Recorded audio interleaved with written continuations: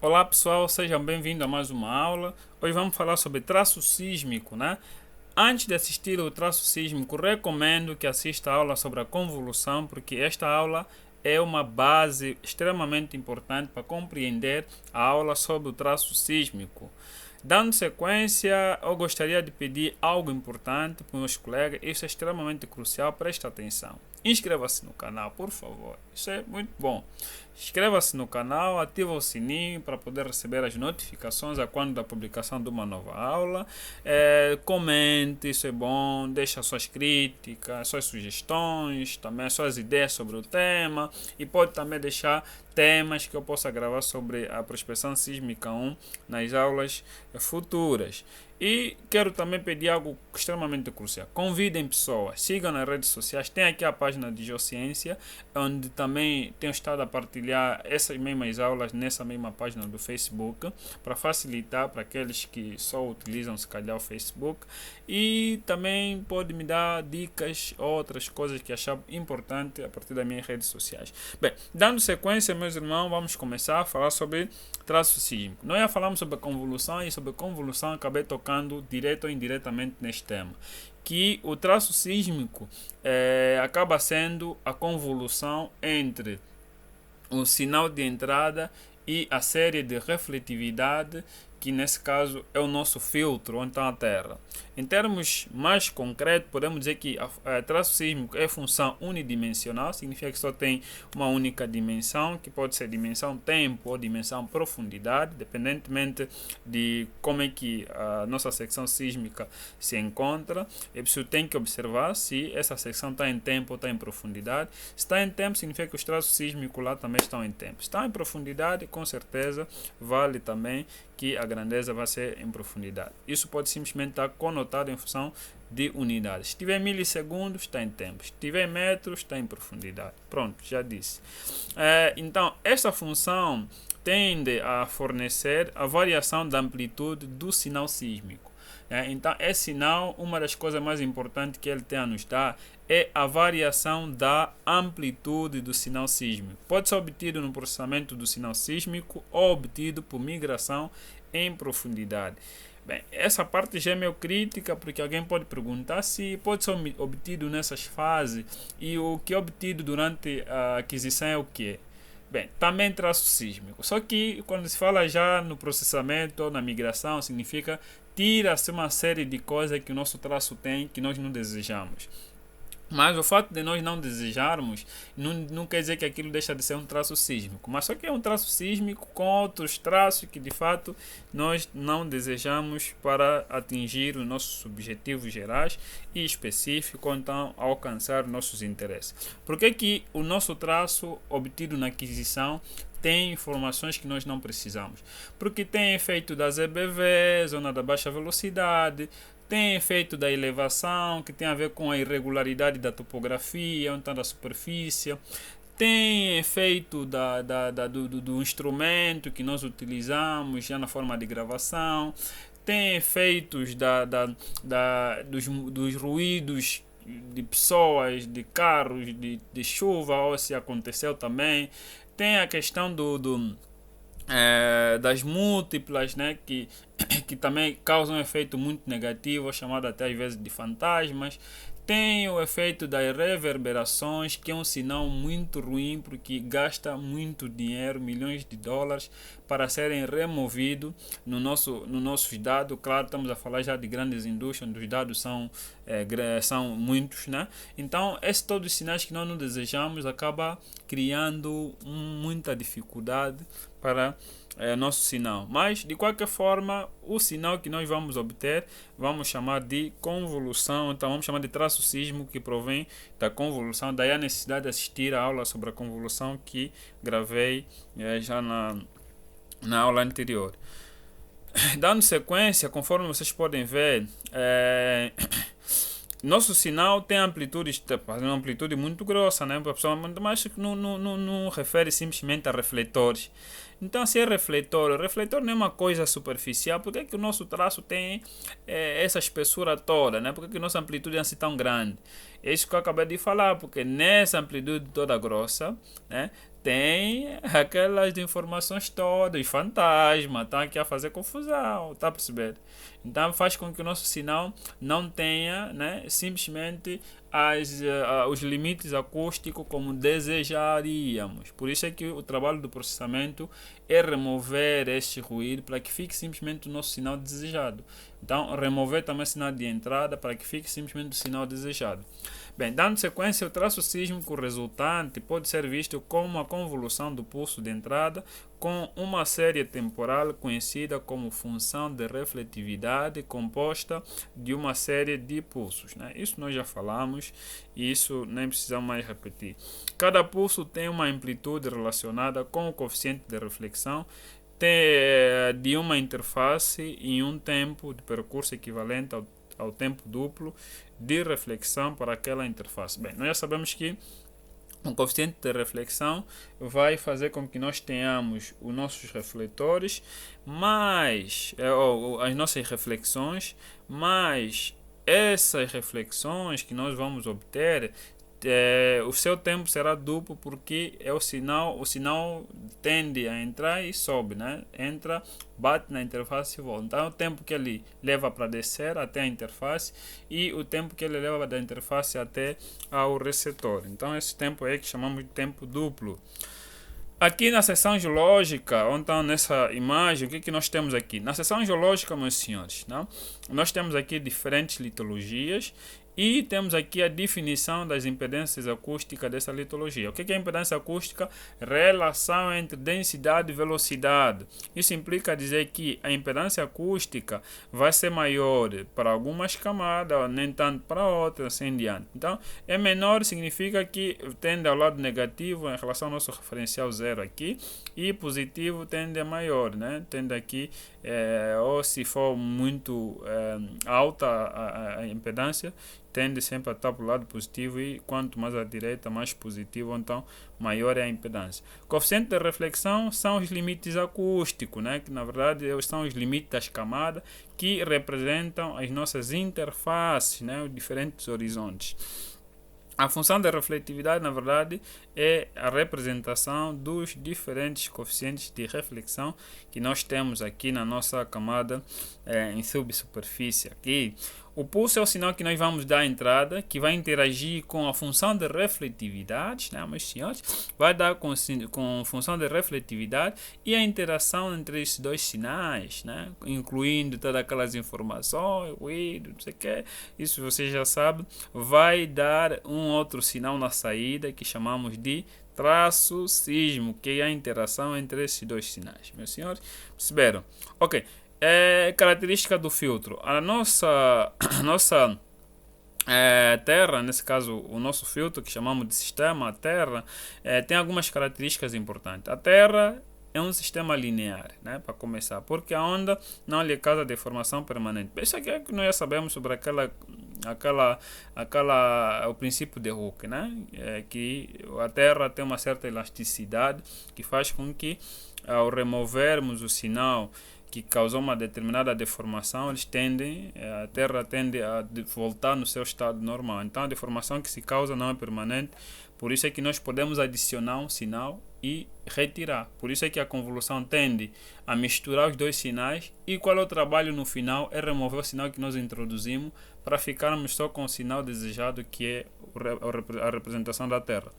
Invariante no tempo, isso implica dizer que a deslocação que podemos causar no princípio é semelhante à deslocação que podemos causar no fim.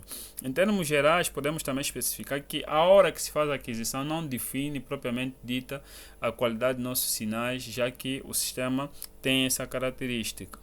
É causal porque a Terra só reage com o impacto, né? Só reage com o impacto. Se nós não causarmos nenhuma vibração, a Terra por si só não vai causar isso, a não ser que aconteça um sismo, que também é algo que depende de energias concentradas em subsuperfície, não uma propriedade propriamente dita da Terra em si, né? Mas é do conjunto de processos que independe da Terra, né?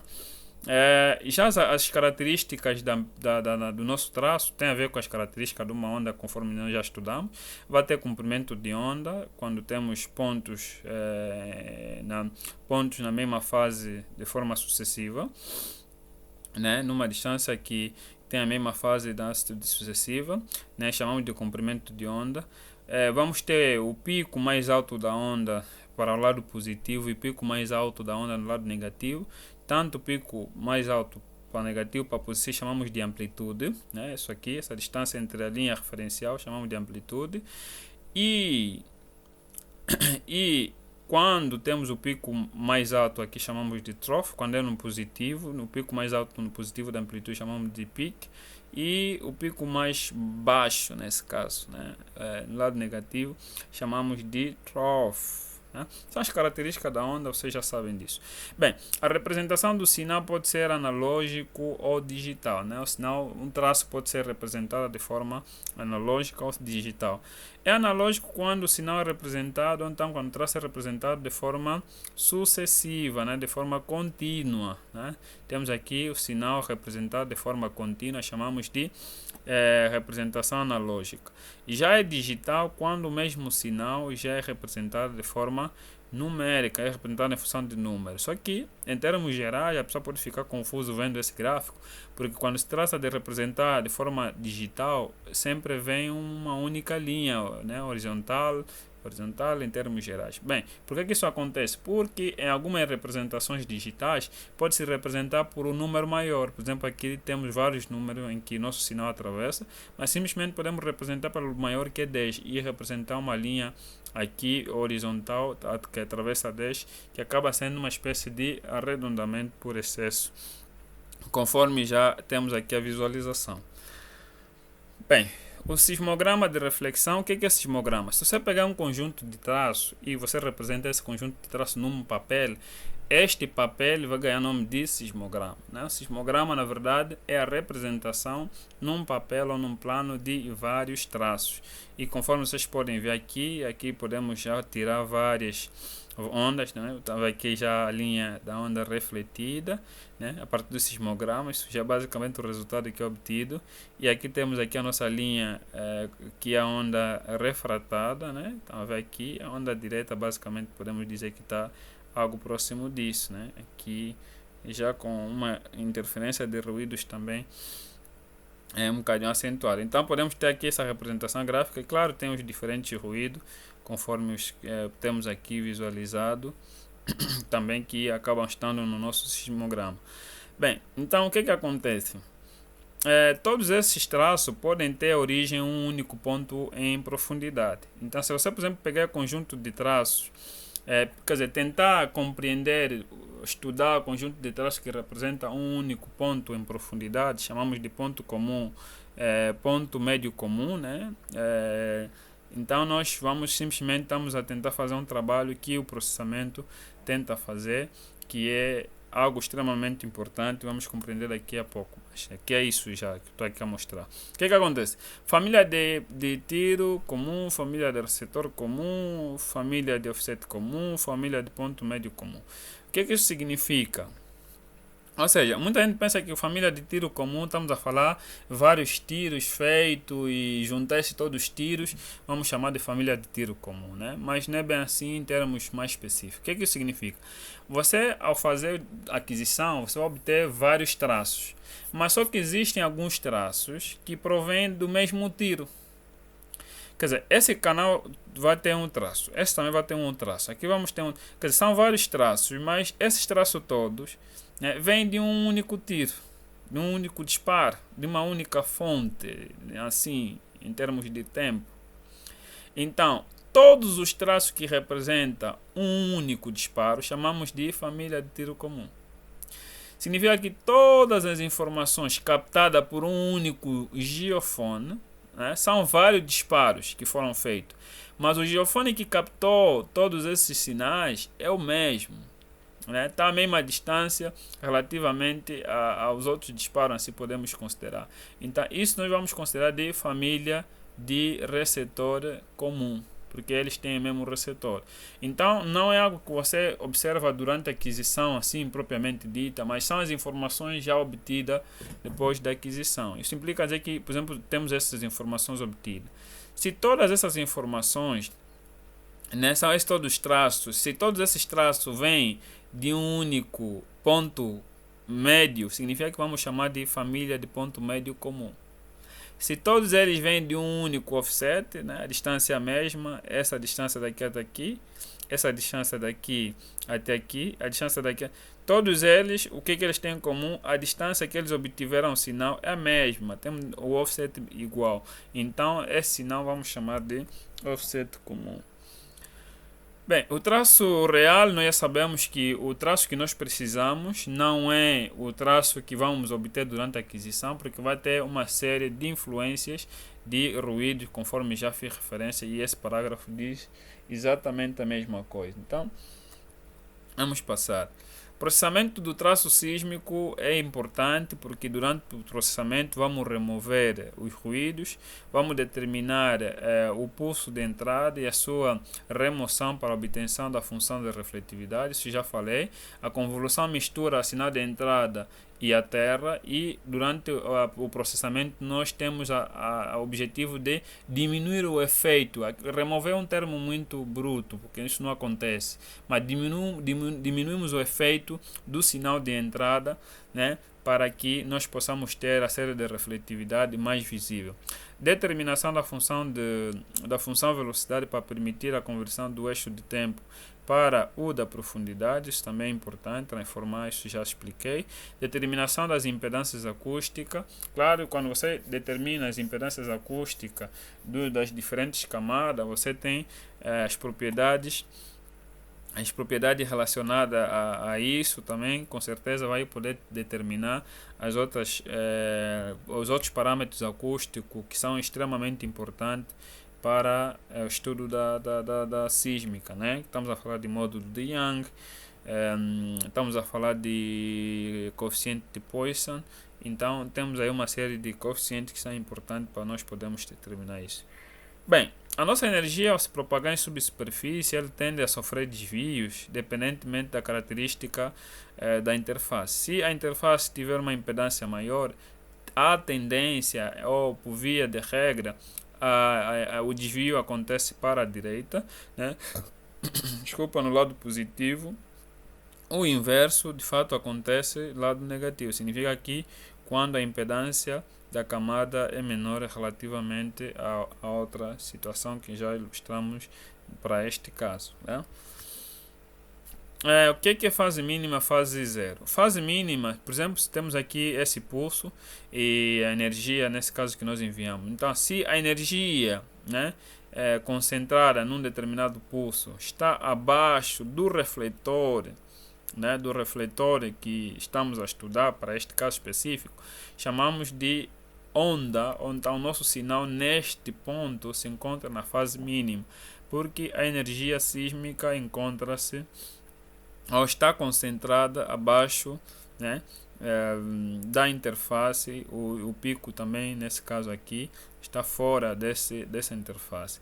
Já a fase zero, a nossa energia está concentrada, então o pico mais elevado do nosso sinal, então da nossa energia sísmica, está exatamente na interface, né?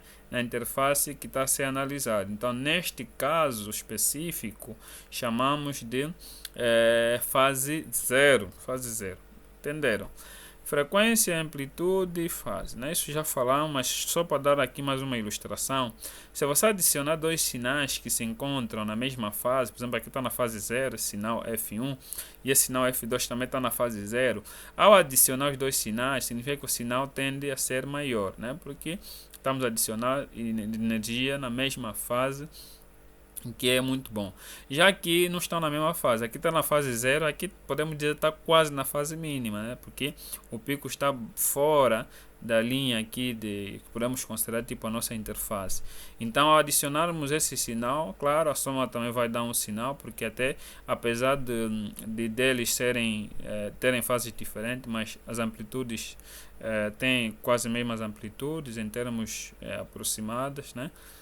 Então podemos assumir que vamos ter uma soma, mas a soma não vai ser assim tão boa. A interferência construtiva e destrutiva. Esse é um conceito importante. Por exemplo, temos aqui a nossa onda, ao se propagar para a subsuperfície, vai interagir com uma outra onda. Temos aqui a onda 1 e a onda 2. Bem, Essa aqui tem amplitude ou tem uma fase, aqui nesse ponto, por exemplo, tem uma fase positiva, né? Aqui tem amplitude positiva, aqui tem amplitude positiva, aqui amplitude negativa, aqui também negativa. A diferença é que uma amplitude é maior do que a outra. Significa que ao adicionarmos eles, a tendência é que esse que tem maior amplitude tende a diminuir um bocadinho mais, só que a soma aqui é positiva. A soma é positiva porque os dois basicamente têm a mesma tendência em termos de propagação. Então dá aqui dá uma interferência construtiva, né? O gráfico tende a melhorar em termos de soma. Isso chamamos também, isso é processo da convolução, conforme eu estou a explicar, porque se fosse com um ruído que sempre tende a inverter a direção do sinal, então a tendência é diminuir o tamanho do sinal, já que aumenta porque eles têm uma certa construtividade. Já aqui podem ver já o sinal, aqui tem basicamente o inverso, né? Enquanto que a amplitude aqui é positiva, aqui a amplitude é negativa, positiva, aqui é negativa. E ao adicionarmos, o que acontece? A tendência é o sinal diminuir, porque acontece uma espécie de subtração entre mais e o menos, né? Mais e o menos. O sinal diminui. Aqui, claro, não diminui até zero, porque não tem a mesma amplitude, logo a subtração não pode ser zero, mas sim uma simples diminuição.